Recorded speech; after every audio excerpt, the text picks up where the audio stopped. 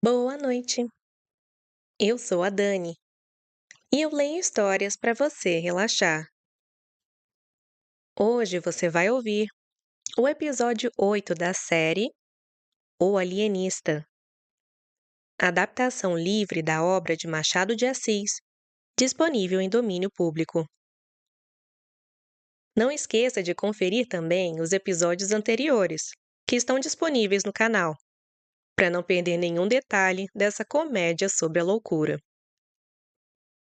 Se você gosta de histórias assim, segue o podcast agora. Isso me ajuda muito a continuar trazendo novos episódios aqui no canal.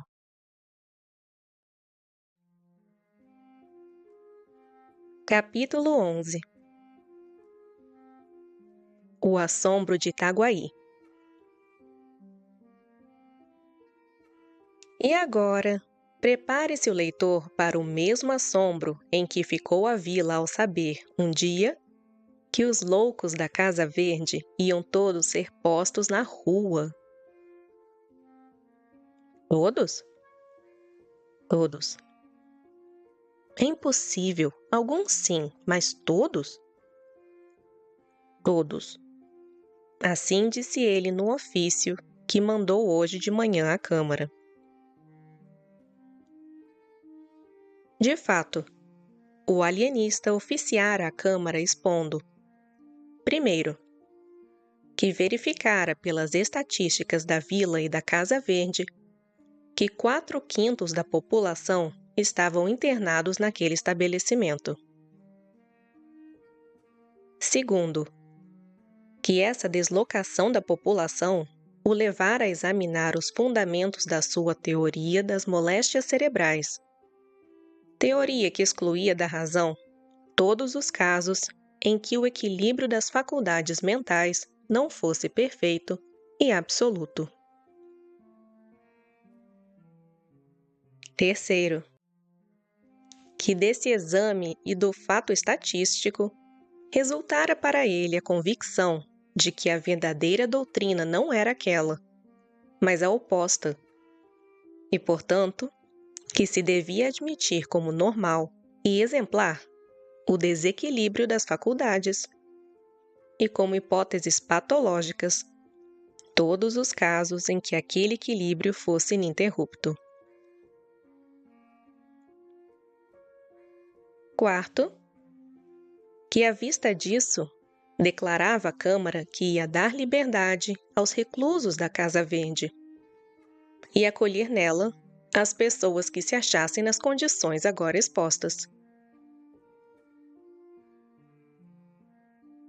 Quinto, que tratando de descobrir a verdade científica, não pouparia esforços de toda a natureza, esperando da Câmara igual dedicação.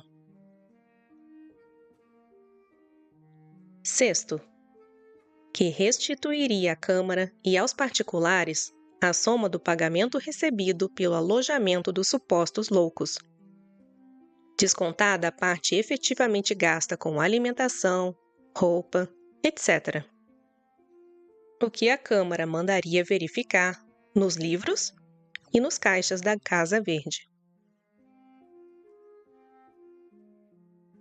O assombro de Itaguaí foi grande. Não foi menor a alegria dos parentes e amigos dos reclusos. Jantares, danças, luminárias, músicas, tudo houve para celebrar tão feliz acontecimento. Não descrevo as festas por não interessarem ao nosso propósito, mas saiba que foram esplêndidas, tocantes e prolongadas. E assim vão as coisas humanas.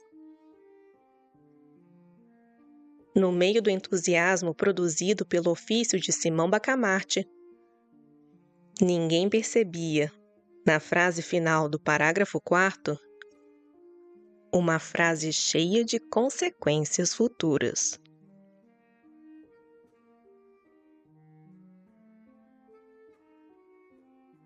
Capítulo 12. O final do parágrafo 4º.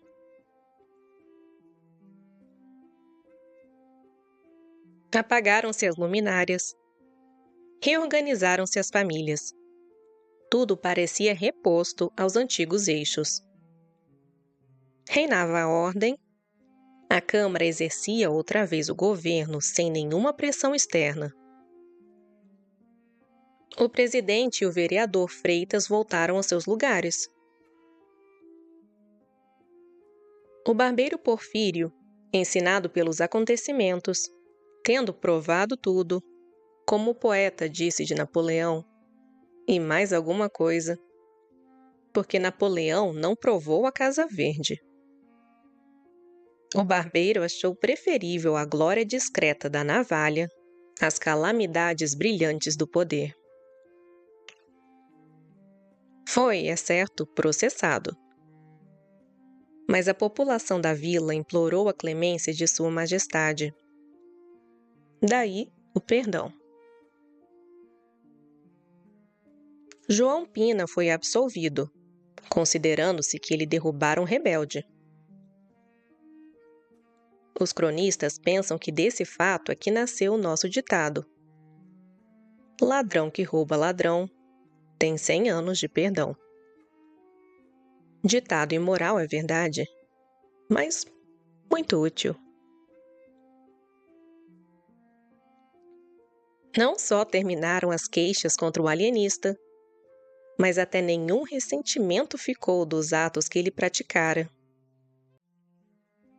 Acrescentando que os reclusos da Casa Verde, desde que ele os declarara plenamente ajuizados, sentiram-se tomados de profundo reconhecimento e fervoroso entusiasmo.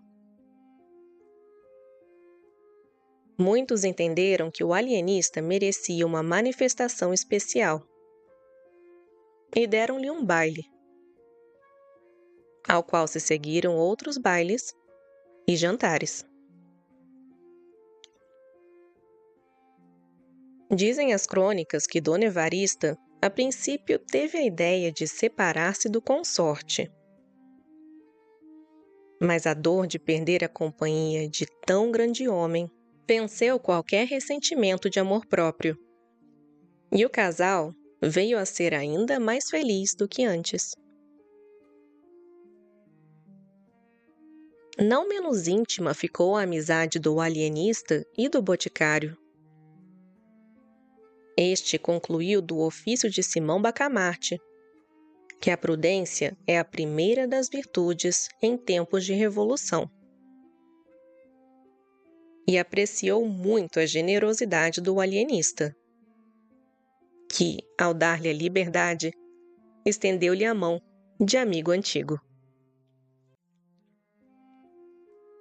É um grande homem, disse ele à mulher, referindo àquela circunstância. Não é preciso falar do Albardeiro, do Costa, do Coelho, do Martim Brito e outros especialmente mencionados neste escrito. Basta dizer que puderam exercer livremente os seus hábitos anteriores. O próprio Martim Brito, recluso por um discurso em que louvava enfaticamente Dona Evarista, fez agora outro em honra do ilustre médico, cujo altíssimo gênio, elevando as asas muito acima do sol, deixou abaixo de si todos os demais espíritos da terra. Agradeço as suas palavras, respondeu-lhe o alienista. E ainda não me arrependo de tê-lo restituído à liberdade. Entretanto, a Câmara, que respondera ao ofício de Simão Bacamarte, com a ressalva de que oportunamente estudaria a questão do final do parágrafo 4º, tratou, enfim, de legislar sobre o assunto. Foi adotada, sem debate, uma norma que autorizava o alienista a acolher na Casa Verde as pessoas que se achassem no gozo do perfeito equilíbrio das faculdades mentais. E porque a experiência da Câmara tivesse sido dolorosa, estabeleceu ela a cláusula de que a autorização era provisória, limitada a 1 ano, para que fosse experimentada a nova teoria psicológica, podendo a Câmara, antes mesmo daquele prazo, mandar fechar a Casa Verde, se isso fosse aconselhado por motivos de ordem pública. O vereador Freitas propôs também a declaração de que, em nenhum caso, fossem os vereadores recolhidos ao asilo dos alienados. Cláusula que foi aceita, votada e incluída na norma, apesar das reclamações do vereador Galvão. O argumento principal desse magistrado é que a Câmara, legislando sobre uma experiência científica, não podia excluir as pessoas dos seus membros das consequências da lei. A exceção era odiosa e ridícula. Mal proferira essas 2 palavras, romperam os vereadores em altos brados contra a audácia e a insensatez do colega. Este, porém, ouviu-os e limitou-se a dizer que votava contra a exceção. A vereança, concluiu ele, não nos dá nenhum poder especial, nem nos elimina do espírito humano. Simão Bacamarte aceitou a norma com todas as suas restrições. Quanto à exclusão dos vereadores, declarou que teria profundo sentimento se fosse compelido a recolhê-los à Casa Verde. A cláusula, porém, era a melhor prova de que eles não padeciam do perfeito equilíbrio das faculdades mentais. Não acontecia o mesmo com o vereador Galvão, cujo acerto na objeção feita e cuja moderação na resposta dada às investidas dos colegas mostravam da parte dele um cérebro muito bem organizado. Pelo que rogava à Câmara que o entregasse. A Câmara, sentindo-se ainda agravada pelo proceder do vereador Galvão, aprovou o pedido do alienista e votou unanimamente a entrega. Compreende-se que, pela teoria nova, não bastava um fato ou um dito para recolher alguém à Casa Verde. Era preciso um longo exame, um amplo inquérito do passado e do presente. O padre Lopes, por exemplo, só foi capturado 30 dias depois da norma. A mulher do boticário, 40 dias. A reclusão desta senhora encheu o marido de indignação. Crispim Soares saiu de casa espumando de cólera e declarando às pessoas que encontrava que iria arrancar as orelhas do tirano. Um sujeito, adversário do alienista, ouvindo na rua essa notícia, esqueceu os motivos de discordância e correu à casa de Simão Bacamarte para comunicar-lhe o perigo que corria. Simão Bacamarte mostrou-se grato ao procedimento do adversário. E poucos minutos lhe bastaram para reconhecer a retidão dos seus sentimentos, a boa-fé, o respeito humano, a generosidade. Apertou-lhe muito as mãos e recolheu-o à Casa Verde. Um caso destes é raro, disse ele à mulher espantada. Agora esperemos o nosso Crispim. Crispim Soares entrou. A dor vencera a raiva O boticário não arrancou as orelhas ao alienista. Este consolou seu interlocutor, assegurando-lhe que não era caso perdido. Talvez a mulher tivesse alguma lesão cerebral. Iria examiná-la com muita atenção. Mas antes disso, não podia deixá-la na rua.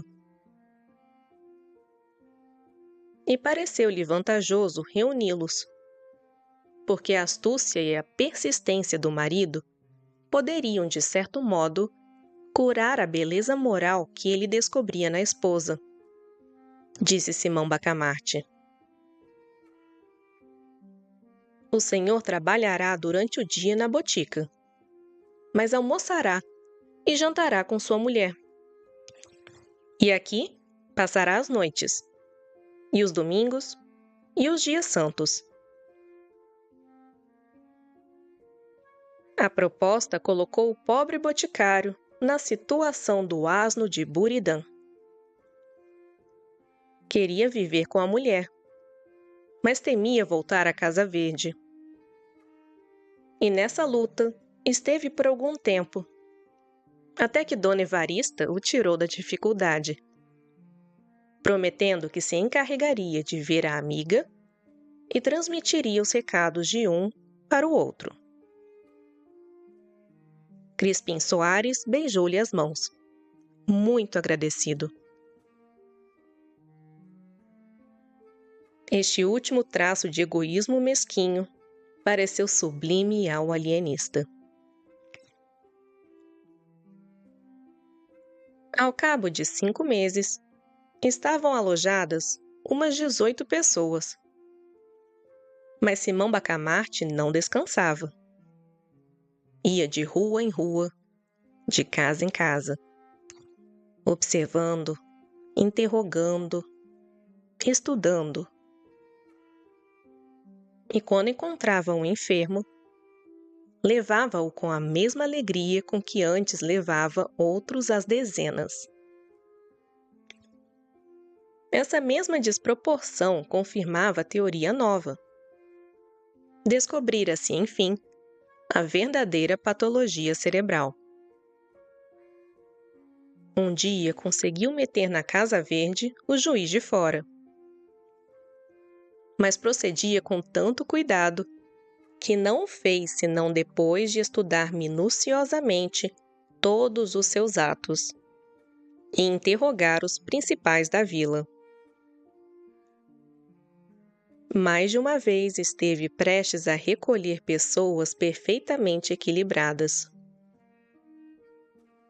Foi o que se deu com um advogado, em quem reconheceu um tal conjunto de qualidades morais e mentais que era perigoso deixá-lo na rua.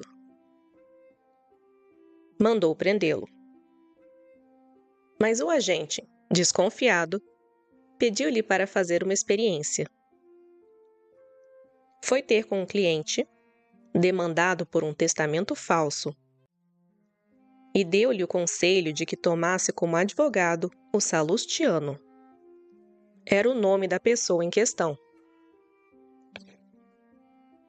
Então parece-lhe, sem dúvida, vá, confesse tudo, a verdade inteira, seja qual for, e confie-lhe a causa. O homem foi falar com o advogado, confessou ter falsificado o testamento e acabou pedindo que ele assumisse a causa. Não se negou o advogado. Estudou os papéis, raciocinou longamente e provou por todos os ângulos que o testamento era mais do que verdadeiro.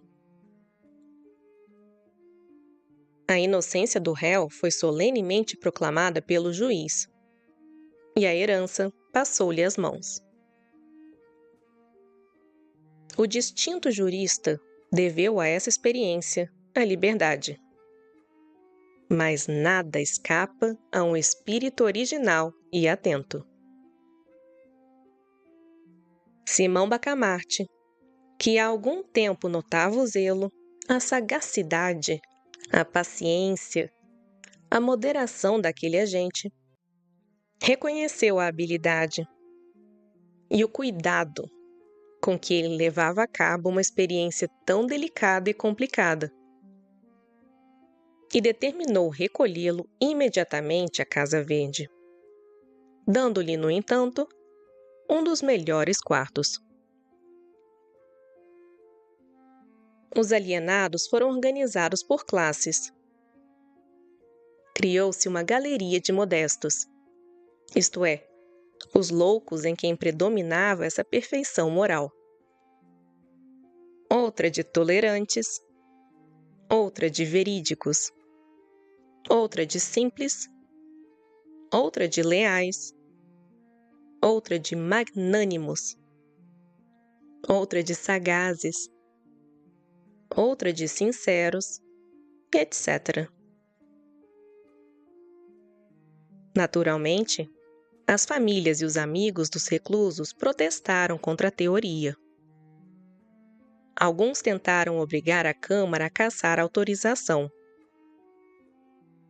A Câmara, porém, não esqueceu a atitude do vereador Galvão. E se cassasse a autorização, ver-se-ia obrigada a pô-lo na rua e reintegrá-lo no cargo. Por isso, recusou. Simão Bacamarte comunicou o fato aos vereadores, não em tom de agradecimento, mas de elogio por esse ato de coerência. Desiludidos com a via legal, alguns dos principais da vila recorreram secretamente ao barbeiro Porfírio e garantiram-lhe todo o apoio em gente, dinheiro e influência na corte, caso ele se dispusesse a liderar outro movimento contra a Câmara e o alienista. O barbeiro respondeu-lhes que não, que a ambição o levara da primeira vez a transgredir as leis, mas que agora se corrigira, reconhecendo o erro próprio e a pouca firmeza de opinião dos seus seguidores. Que a Câmara autorizara a nova experiência do alienista por 1 ano, que o melhor seria esperar o fim desse prazo, ou então recorrer ao vice-rei, caso a mesma Câmara rejeitasse o pedido. Jamais aconselharia o uso de um recurso que ele viu falar em suas mãos, e isso em troca de mortes e ferimentos, que seriam o seu eterno remorso. "O que é que me está dizendo?" perguntou o alienista, quando um agente secreto lhe contou a conversa do barbeiro com os principais da vila. 2 dias depois, o barbeiro era recolhido à Casa Verde. Preso por ter cão, preso por não ter cão, exclamou o infeliz. Chegou o fim do prazo. A Câmara autorizou um prazo suplementar de 6 meses para o ensaio dos meios terapêuticos. O desfecho desse episódio da crônica itaguaiense é de tal ordem e tão inesperado que merecia nada menos do que 10 capítulos de exposição. Mas contento-me com um, que será o remate da narrativa, e um dos mais belos exemplos de convicção científica e abnegação humana. Se essa história te fez companhia, siga o Boa Noite Dani para ouvir muito mais.